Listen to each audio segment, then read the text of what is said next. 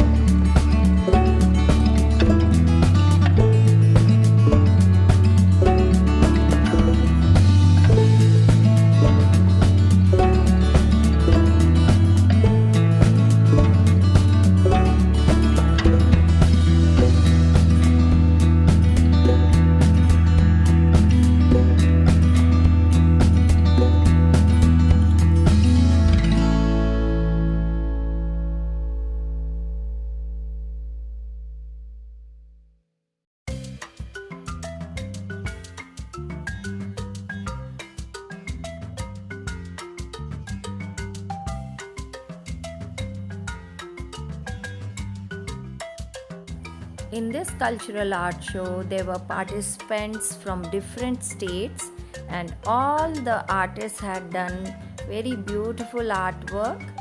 I thank all the artists. Do like, share, comment, and subscribe my channel, friends. Thank you. See you. Bye bye.